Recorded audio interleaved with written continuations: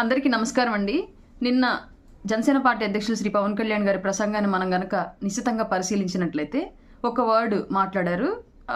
ఏంటంటే ఒక 10 ఏళ్ల పాటు జనసేన అండ్ టీడీపీ అలయన్స్ ప్రభుత్వం అలాగే కొనసాగాలి, రాష్ట్రం ఈ క్లిష్ట పరిస్థితుల నుంచి గట్టున పడాలి అంటే అని చెప్పేసి ఒక వర్డ్ మాట్లాడారు. దీన్ని ఇప్పుడు జస్ట్ అండర్లైన్ చేసుకోండి. నేను మొత్తం వీడియో చేసిన తర్వాత చివరిలో చెప్తాను మీకు ఆ విషయము.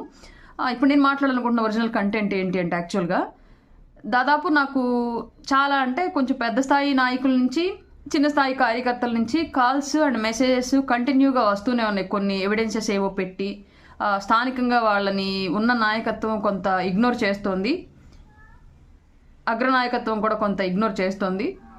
బట్ మమ్మల్ని వేరే వాళ్ళు సంప్రదిస్తున్నారు. అంబటి రాయుడు సంప్రదించాడు.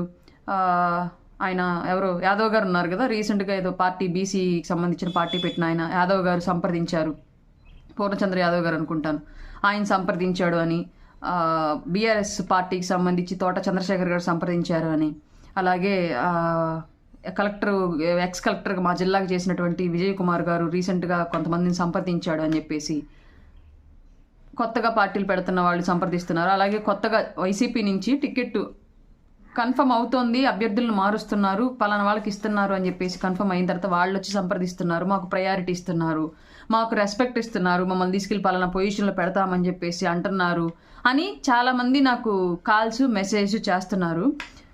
వాళ్ళందరికీ మీకు డైరెక్ట్గా మీరు మాట్లాడినప్పుడు నేను నెగిటివ్గా అవతల వాళ్ళని తిడితే అంటే నేను జనసేనలో ఉన్నాను కాబట్టి నేను మాట్లాడేది మీకు పాజిటివ్గా ఎక్కదు.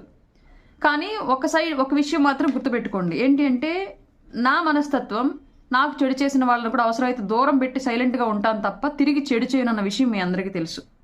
అలాగే నాతో ఎవరెవరైతే మాట్లాడుతున్నారో, మాట్లాడకపోయినా సరే ఈ సమస్యను ఎవరైతే గ్రౌండ్లో ఎదుర్కొని ఇప్పుడు మళ్ళీ జనసేన టీడీపీ అలయన్స్ని వ్యతిరేకించి వైసీపీ కండువానో లేదంటే కొత్తగా వస్తున్న ఇంకొక పార్టీల యొక్క కండువాలను కప్పుకోవాలని చెప్పేసి మీరు ఆలోచిస్తున్నారో వాళ్ళకి నా వైపు నుంచి ఒక చెల్లిగా, ఒక కూతురుగా, ఒక అక్కగా ఒక సలహా. ఇన్నాళ్ళు ప్రతిపక్షంలో ఉండి కష్టపడ్డారు, ఇన్నాళ్ళు ప్రతిపక్షంలోనే ఉన్నారు, అన్ని రకాల ఒడిదుడుకులకి ఎదుర్కొని ఖర్చులు మీరే పెట్టుకున్నారు, లేదంటే మీరే ఇబ్బంది పడ్డారు, స్థానికంగా మీ ఉపాధిని కోల్పోయి ఉంటారు, ఆస్తులు దెబ్బతినుండొచ్చు, వ్యాపారాలు దెబ్బతినుండొచ్చు, ఉద్యోగాలు పోయి ఉండొచ్చు, స్థానికంగా కేసులు పడి ఉండొచ్చు, శత్రువులు పెరుగుండొచ్చు, ఇబ్బందులు ఎదుర్కొని ఉండొచ్చు, ఈవెన్ అది సొంత పార్టీ నుంచి కూడా అయ్యి ఉండొచ్చు. కానీ మళ్ళీ ఇప్పుడు ఈ 4 నెలలకో ఈ 3 నెలలకో ఆగ్రహావేశాలకు లోనయ్యి ఇన్నాళ్ళు చేసిన ఫైటింగ్ స్పిరిట్ను వదిలేసి అనతి కాలంలో చిన్నపాటి తప్పు నిర్ణయం తీసుకుని మళ్ళీ ప్రతిపక్షంలోకి వెళ్ళకండి. 2024 తర్వాత ఇవాళ మీరు జనసేనను వదిలో లేదంటే టీడీపీని వదిలో ఏ పార్టీలోకి వెళ్ళినా 2024 తర్వాత మీరు ప్రతిపక్షంలోనే ఉంటారు.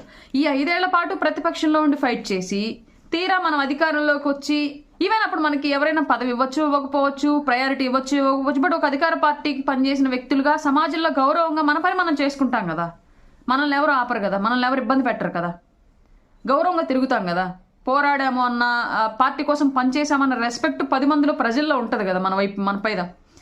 కానీ ఈ చిన్న కాలానికి మీరు ఓపిక పట్టుకోలేక ఎవడో రెచ్చగొడితే రెచ్చిపోయి, ఎవరో విషయాన్ని ఎక్కిస్తే ఒళ్ళంతా నింపుకొని, మెదడులో ఆ విషయాన్ని నింపుకొని అలాంటి విషపూరితమైన ఆలోచనలకు లోన ఈ పార్టీ మారితే మళ్ళీ ప్రతిపక్షంలోకి వెళతారు. మరొక 5 ఏళ్ళు, మరొక 10 ఏళ్ళు అవుతుంది. ఈసారి డెఫినెట్గా 10 ఏళ్ల పాటు మళ్ళీ మీరు ప్రతిపక్షంలో కొనసాగాల్సి వచ్చింది.